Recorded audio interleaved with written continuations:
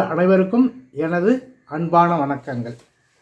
இப்போ அமாவாசை அன்னைக்கு சுபகாரியம் பண்ணலாமா? இந்த வண்டி வாகனம் வாங்கிறது, வண்டியை முதல்ல இது பண்ணுறது, அதெல்லாம் அமாவாசை நிறைஞ்ச நாள் அப்படின்னு பழக்கத்தை சொல்லுவாங்களே. அமாவாசை அன்னைக்கு அதை பண்ணலாமா அப்படின்னு நிறையா பேர் கேட்குறது உண்டு.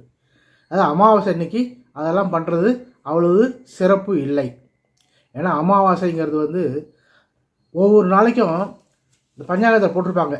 நேத்திரம் ஜீவன் அப்படின்னு போட்டிருப்பாங்க.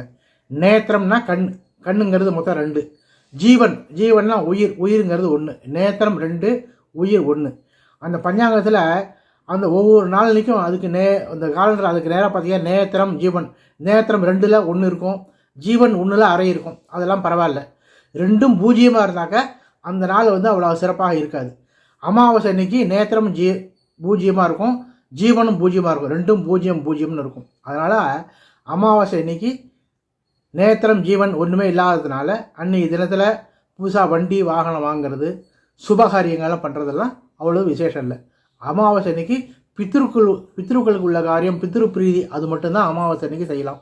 மற்றபடி சுபகாரியம் பண்ணுறதோ இது மாதிரி புதுசாக வண்டி வாகனங்கள் வாங்கி அன்னைக்கு இது பண்ணுறதோ அமாவாசையில் செய்யக்கூடாது.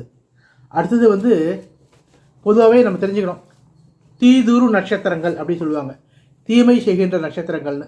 அந்த நட்சத்திரத்தை தான் கூடி மட்டும் நம்ம தவிர்த்து வைக்கணும். என்னென்ன நட்சத்திரம்னா ஆதிரை, பரணி, கார்த்திகை. ஆதிரைனா திருவாதிரை, பரணி, கார்த்திகை, ஆயில்யம், முப்பூரம்னு கொடுத்துருப்பாங்க. முப்பூரம்னா பூரம், பூராடம், பூரட்டாதி, முப்பூரம், கேட்டை, தீதுரு விசாகம், சுவாதி, சித்திரை, மகம். ஈராரில் மாதனம் கொண்டார் தாரார், வழிநடை போனார் மீளார், பாயினில் படுத்தார் தேரார், பாம்பின் வாய் தேரைதானே அப்படின்னு இருக்கும். அதாவது இந்த நட்சத்திரங்கள்லாம் அந்த 12 ஈராறு 12 நட்சத்திரமும், அதாவது திருவாதிரை, பரணி, கார்த்திகை, ஆயில்யம், பூரம், பூராடம், பூரட்டாதி, கேட்டை, விசாகம், சுவாதி, சித்திரை, மகம்.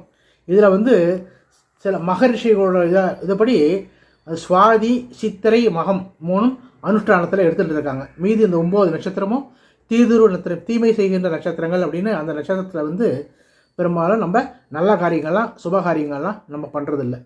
இந்த 3 நட்சத்திரங்கள் எடுத்துகிட்டு இருக்கிற மாதிரி, அதாவது பொதுவாக சொல்ல வேண்டிய சுபகாரியெல்லாம் பண்ணுறதுக்கு உகந்த நாள்னா புதன், வியாழன், வெள்ளி. திங்கக்கிழமை கூட வளர்பிறை திங்கள். புதன், வியாழன், வெள்ளி, வளர்பிறை திங்கள், இதான் சுபங்கள்லாம் பண்ணுறதுக்கு நல்ல நாள். இது அனுஷ்டானத்தில் ஞாயிற்றுக்கிழமை எடுத்துகிட்டு இருக்கோம். ஞாயிற்றுக்கிழமைங்கிறது அடுத்து நமக்கு லீவு நாளாக இருக்குங்கிறதுனால அனுஷ்டானத்தில் ஞாயிற்றுக்கிழமை நம்ம எடுத்துகிட்டு இருக்கோம். ஆனால் உண்மையிலே புதன், வியாழன், வெள்ளி தான் ரொம்ப சிறப்பு, வளர்பிறை திங்கள் சிறப்பு, அடுத்தபடியாக தான் அந்த ஞாயிற்றுக்கிழமைங்கிறது. அதுமாதிரி இந்த அஷ்டமி, நவமி அதெல்லாம் பெரும்பாலும் நம்ம தவிர்க்கணும்னு சொல்கிறோம். நவமி கூட நவநாழிகைம்பாங்க. அஷ்டமி ஃபுல்லாக தவிர்க்கணும். நவமி நவநாழிகை. நவநாழிகைன்னா 9 நாழிகை. 9 நாழிகைங்கிறது ஒரு 3.5 மணி நேரம், 3.25 மணி நேரம் கிட்ட வரும், அவ்வளோதான். அதை தவிர்த்தால் போகிறோன்னு சொல்லுது. இந்த அஷ்டமி நவமி ஏன் தவிர்க்கணும் அப்படின்னா சாஸ்திரம் ஒன்றும் இல்லை, சயின்டிஃபிக்காகவும் அதை உண்டு. அதாவது பூமி தன்னைத்தானே சுற்றி கொள்வது ஒரு நாள், பூமி தன்னைத்தானே சுற்றி கொண்டு சூரியனும் சுற்றி வர்றது ஒரு வருஷம் இல்லையா? அடுத்தது நிலவு தன்னைத்தானே சுற்றி கொண்டு பூமியை சுற்றி வர்றது ஒரு மாதம்.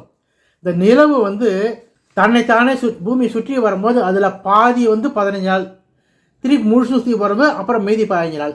அதனால் இந்த 15 நாள் அமாவாசையும், அதுக்கப்புறம் 15 நாள் பௌர்ணமி வரும்.